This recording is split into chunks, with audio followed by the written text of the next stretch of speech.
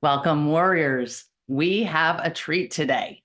Author James C. Magruder joins us and shares how a personal loss has led to numerous gifts.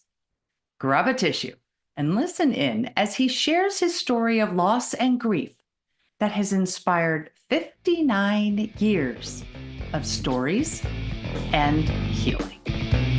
Let's rock. Does your past haunt you? Maybe you're in a storm that feels like it will never end. Are you fighting a battle that's rendering you hopeless? Maybe you feel like you're fighting alone, but your battle was not meant to be a solo endeavor. You were meant to be a warrior among warriors. My name is Heather, and I grew up thinking my battles were nobody's business until I found myself in an abusive marriage and felt cut off from all avenues of help. In this podcast, you will hear warriors' words. They will tell you of their battles, both won and lost, their journeys, and their lessons learned along the way. But we don't stop there. These warriors will share how they have applied those lessons to go from warrior to survivor to thriver. Whether it's an abusive marriage, illness, mental health crisis, or any number of traumas this world dishes out, these warriors will use their words to help you find the beauty in your broken, move beyond your battles, and become the thriver God created you to be. Pick up your sword or boxing gloves and join the battle. Your words are powerful, my friends. Make them warrior words.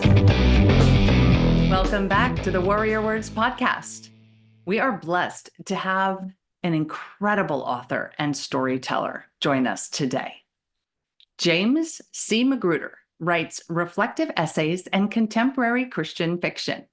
He is the author of The Glimpse, an inspirational novel, and The Desert Between Us, which is a love after loss, victory over grief story. But this novel is more than a victory over grief story. It is an uplifting story about how a father and son find their way back to each other. Jim's articles have been published in Writer's Digest, Writer's Journal, 11 Chicken Soup for the Soul books, Home Life, and other magazines. He blogs about maximizing life by reducing the speed you live it in his blog called Pause More, Rush Less. Jim lives in Racine, Wisconsin with his wife, Karen. They have 2 adult sons, David and Mark, and 3 grandchildren. But before hearing Jim's stories, here is a review from Do It All Woman.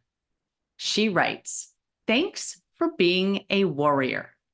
As someone who lost a parent to cancer and have genetics not on my side, I am so grateful for those who share their stories and inspire others to fight.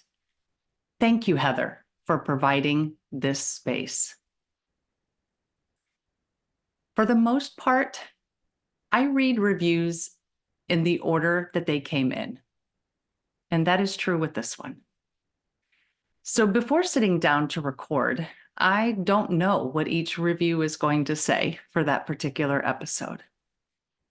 And I am incredibly moved by this review because of what I perceive to be the Holy Spirit's timing.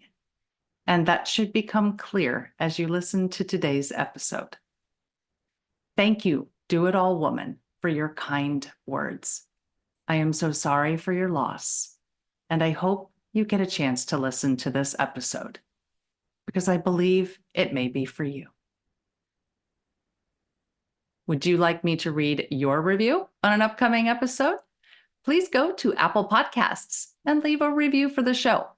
Your comments and your star ratings help people find the Warrior Words podcast. It only takes a few minutes of your time, and it would just help so much. Now you can become a Warrior Words insider for all the latest news at subscribepage.io/pearls of wisdom. Now, on to the show. Hi, everyone. Well, as you heard in the intro, we have author James C. Magruder here with us today. Jim, thank you for joining us today. Thanks so much, Heather. I'm glad to be here. Well, I'm glad to have you here. For everyone else, Jim and I have known each other for what, about 2 years now, I think, I think maybe a little so. Yeah. longer. Yeah. Yep. Online only. And we are a member of the same writing group and we have the same writing mentor. And it's been a pleasure to get to know Jim through his writing. And so I'm very happy to have you here today. You're giving your time to be here today. I'm happy to So do it. Oh, well, thank you. Okay, so you shared with me, and I've heard it come through your writing that you had a traumatic loss as a child. So can you share that with our listeners today? Yeah, sure.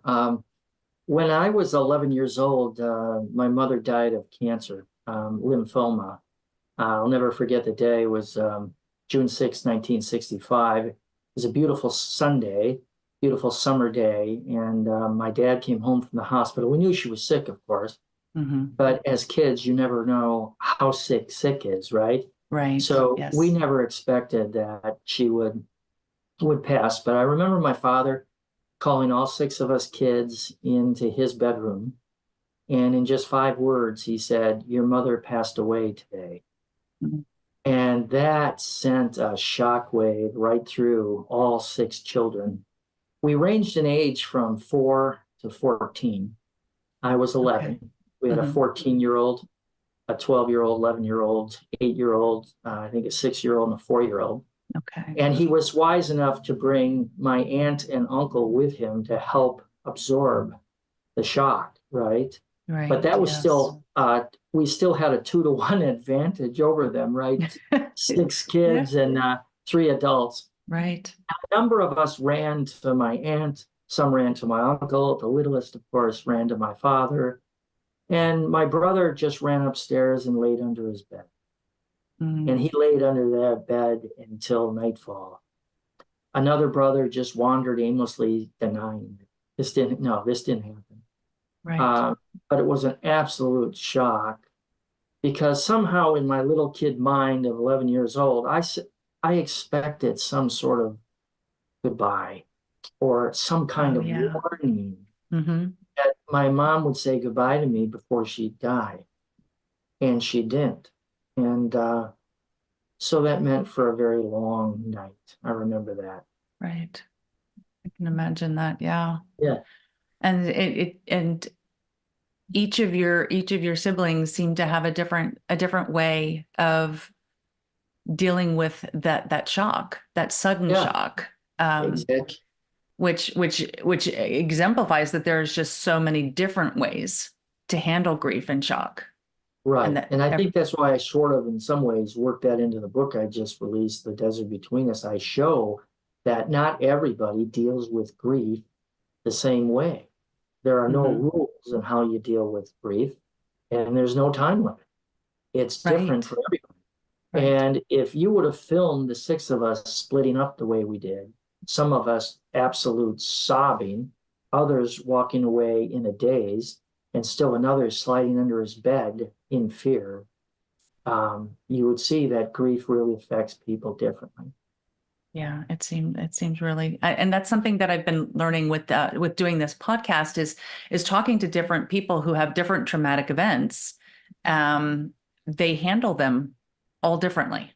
There is Exactly. no there's no right way to handle trauma. There are Yeah. many different ways. Just as I think just as many ways to handle it as there are traumatic events that happen to us as humans. Yeah. And then, going forward from that, there's so many different ways to heal and survive with that. So how did you and your siblings move forward after that day?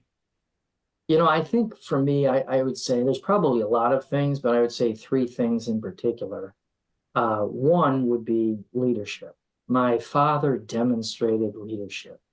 Um, he was a person that could really accept things well. I mean, he was also a World War II veteran and fought at Iwo Jima, so he saw the Wow. worst of everything. Yes. Yes. And he used to have a saying, and that saying was, "It's just the way it is." And so, no matter Mm. what would happen to us, he would say, "That's the way it is. Now let's go forward." And so, he was a father that did not say, he did not ask why. He instead asked, what's next. And Okay. Yeah. I've often said that my father kept us uh, moving forward by just keeping us moving. Okay. Okay. He didn't allow us to settle into grief. He had a saying too that, listen, we can't get stuck. We have to keep moving forward. And we keep moving forward by moving. So Right. my mother died on a Sunday afternoon. On Monday, we all went to school. Oh, Um, wow. Okay. yeah. So he tried to keep normalcy as much as he could. And so he kept us on a schedule. He kept us, he gave us jobs to do. Some handled the lawn, some handled the dishes, some did the vacuuming. The older girls did some of the cooking. And we had responsibilities to work through our grief by occupying ourselves with what we now have to do to replace what mom did. And so he That's demonstrated right. a lot of leadership. And I think that needs to be emphasized is that leadership is really important in getting a person through grief, particularly a child. And again, I talk a lot about that in the desert between us. The second thing is, I think this started me personally on a journey to find God. You know, I wanted to Okay. know, why did mom have to die?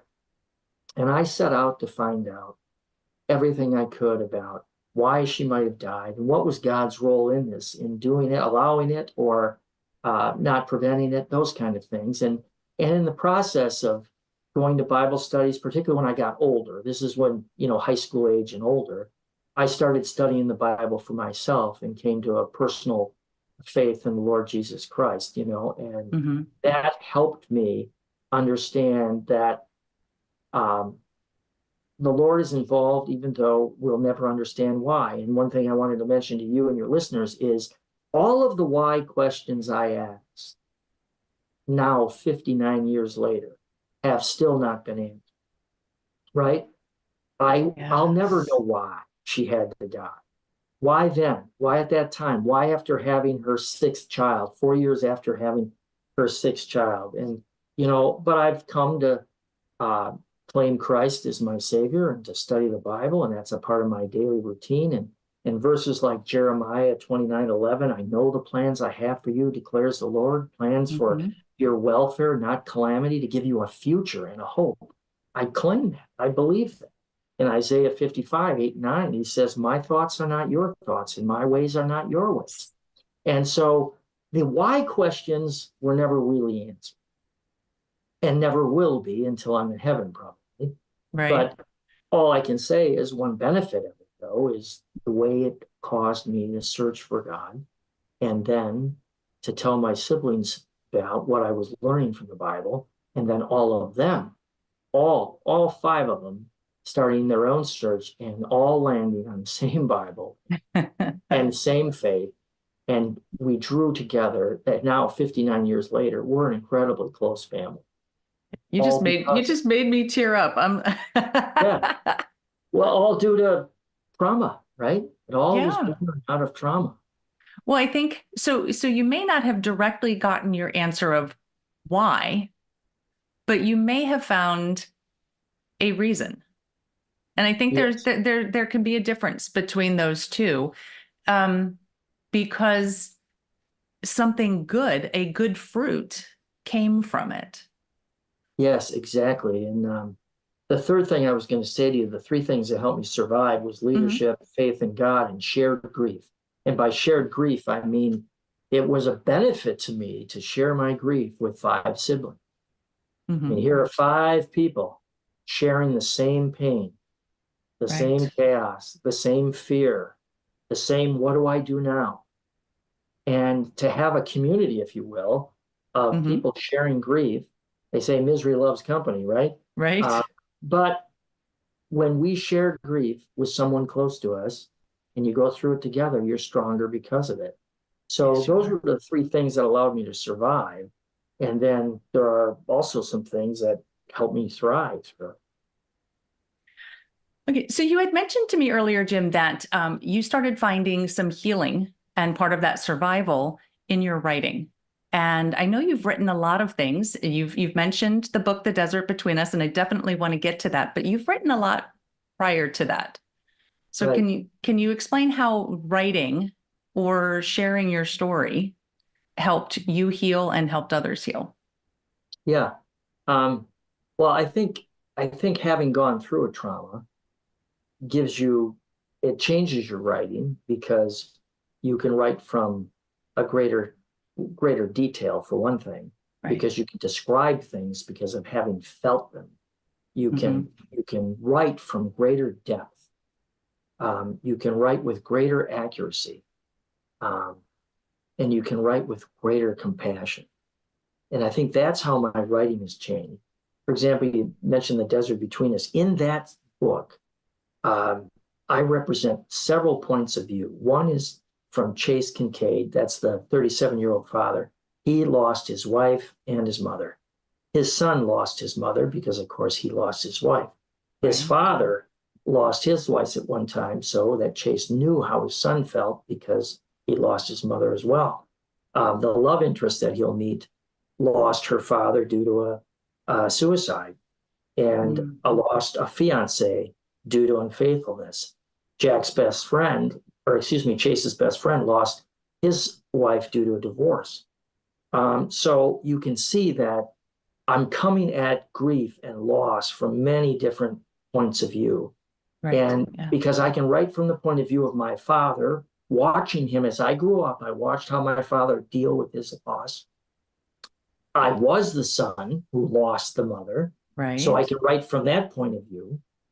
So I think the beauty of the trauma for us in terms of my writing is it gave me the skills to write from multiple points of view and to write in greater detail, greater depth, greater accuracy, making sure the feelings are right. I just got off the phone Mm-hmm. with somebody before talking to you, and he said, I can't believe how you nailed it in your dialogue about how they felt. And he said, Mm-hmm. but I know how you nailed it. You nailed it because you felt. I said, that's right. This was a dear friend. So, Yes. and you can write with greater compassion. So I think that's how the writing has changed. Um, is you're not assuming how people feel, you felt. Right.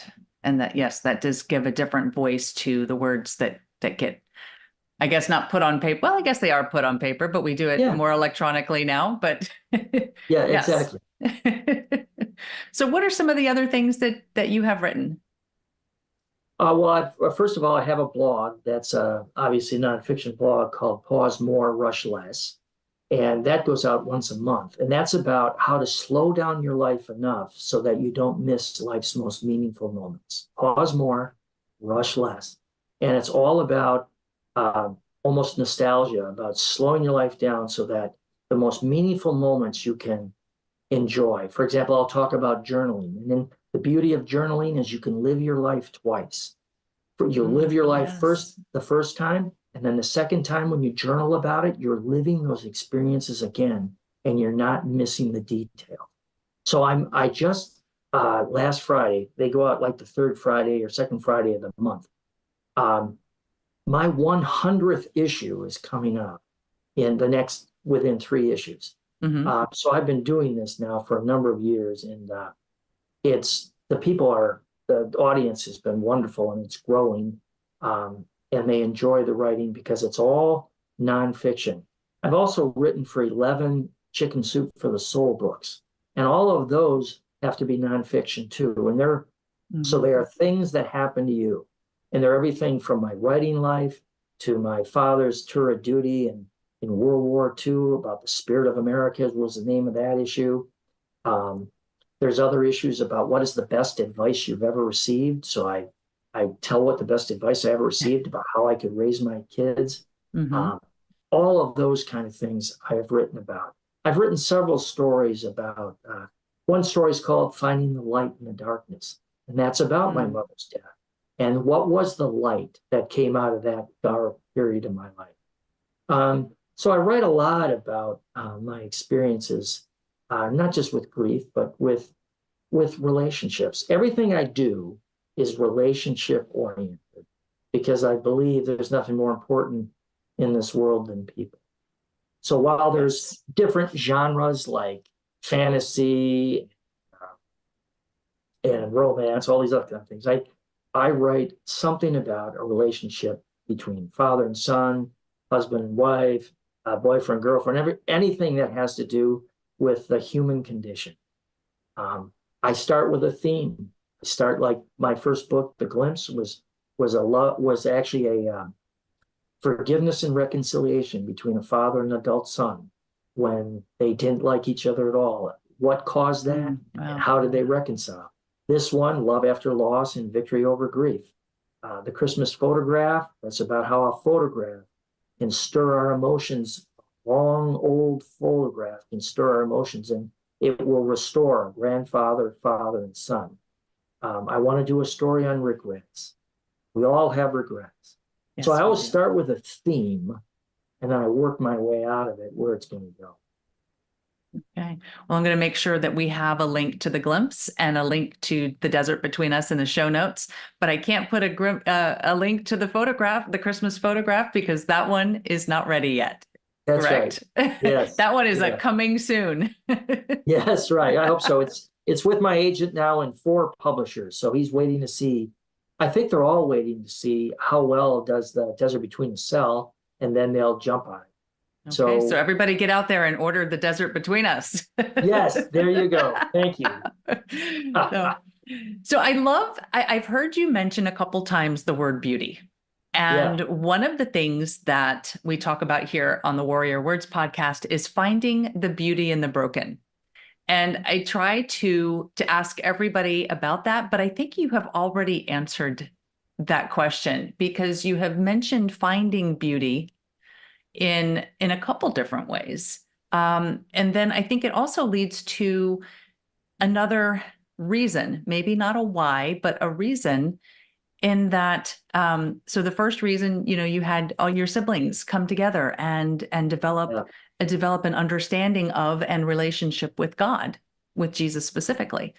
Yeah. But then also, you're writing about all of these themes that other people can relate to, that other people can heal from. And it's just this traumatic effect has given you that place, that position from which to write, Yes. from which to offer others a voice that maybe they may not have been able to express themselves. And Yeah. so I think those are two really good fruits or good gifts, if you will, um, from your life's experiences. Yeah. So, American novelist Cormac McCarthy once said, "Our scars remind us that our past is real." yes, And so, what does that have to do with this? Our scars remind us that our past is real, and our scars then remind us of both the sacred and the scar itself. So, for example, I have a scar on my right knee that last summer I was writing about these type of things and I was wearing shorts and I looked at my knee and the scar is still there and I ran my thumb over the scar and the scar reminded me not only of the accident, which was I fell down the staircase when I was 8 years old and hit a table at the bottom of the staircase. Mhm. I cut it open and I was bleeding profusely. So the scar reminds me that my past is real for the sake of the accident, but it also reminds me of what I call the sacred.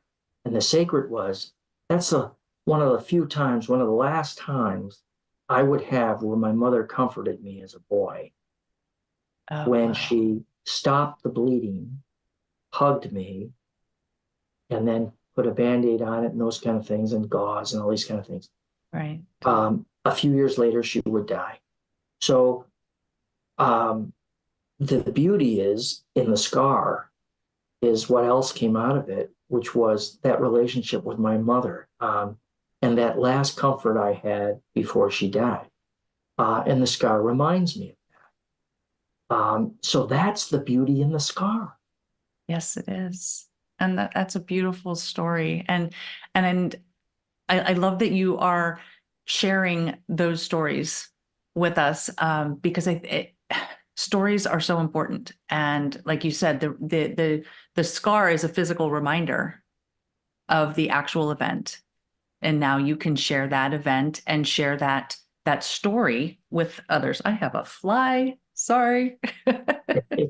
um, so now you can share that with other people. And I find stories so fascinating. And maybe that's why we write, you know, Yeah. we, yeah. And, from this viewpoint of my sisters, for example, you've heard my point of view, but, there were three boys and three girls.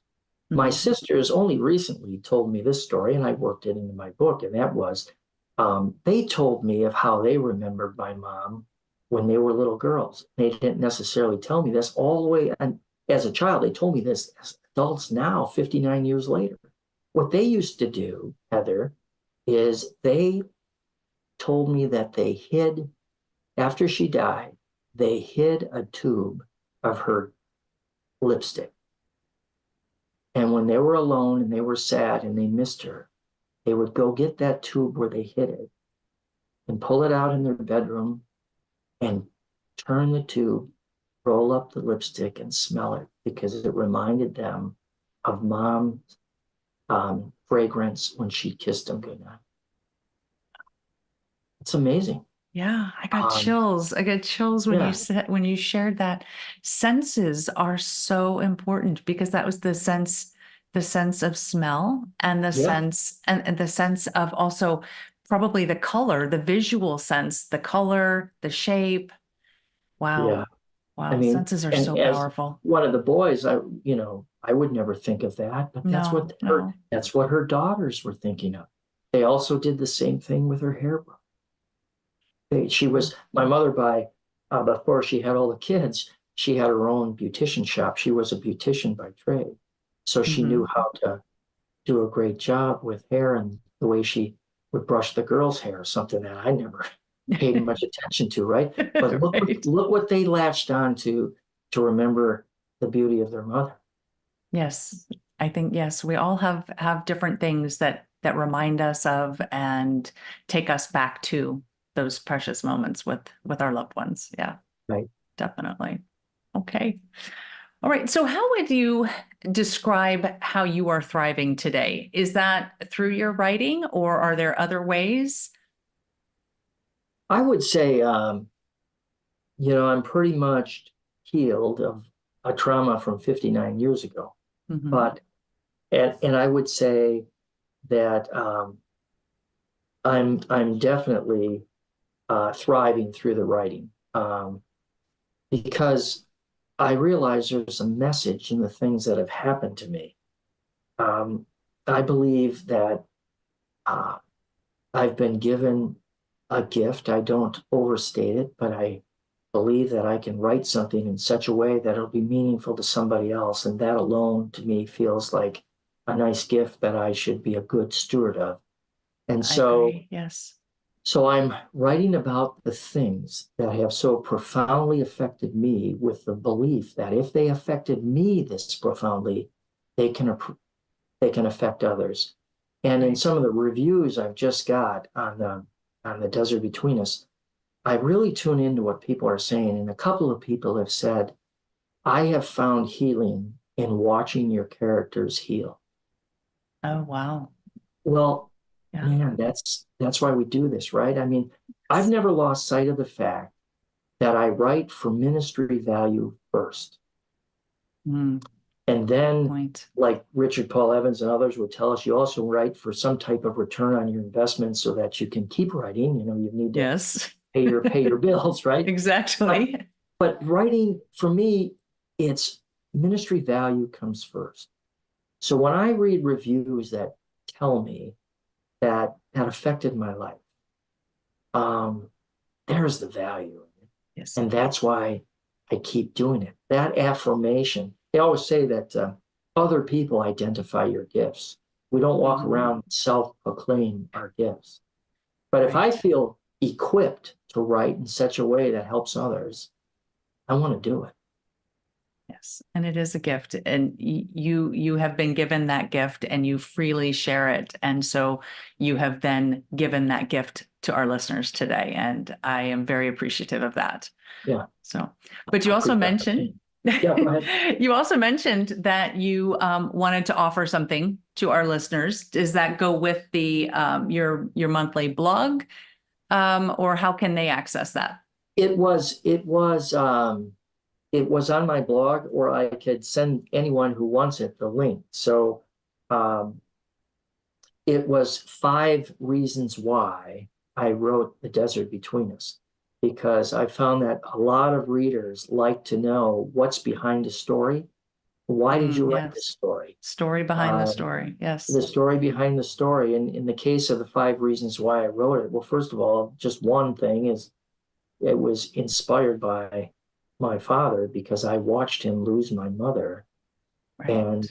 I like to say that I was so taken by how much my father loved my mother that my father's son wrote a novel about it.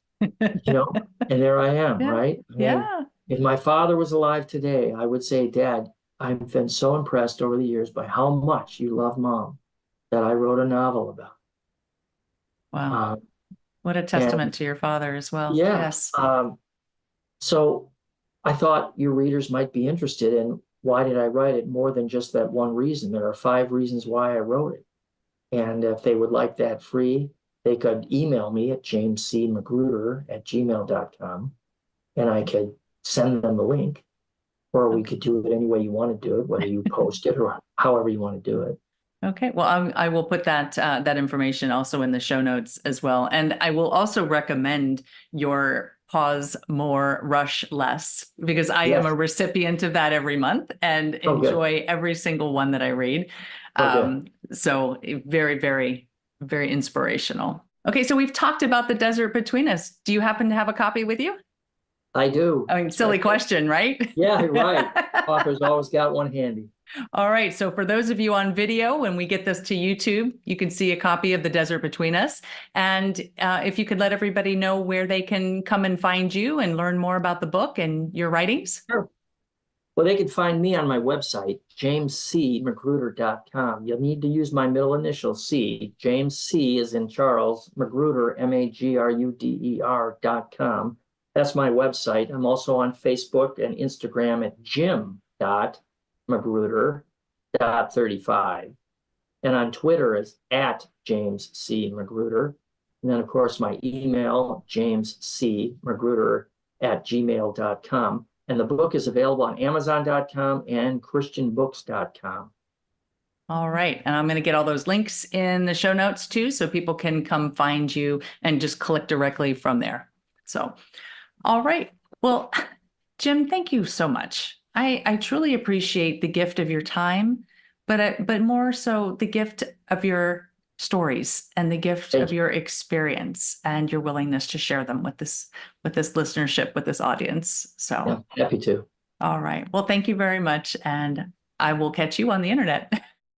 Didn't I say that Jim was a good storyteller? I had both tears and chills during our conversation. It's not easy for a child to lose a mother. And as you heard, Jim's siblings ranged in age from 4 to 14, both boys and girls. And they all handled this loss and their grief differently. But then God drew them all together and they found the same faith.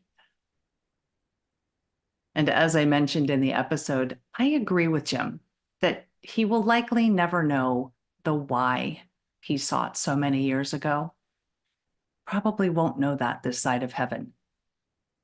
But I think we agreed that he is seeing fruits of this grow out of his loss.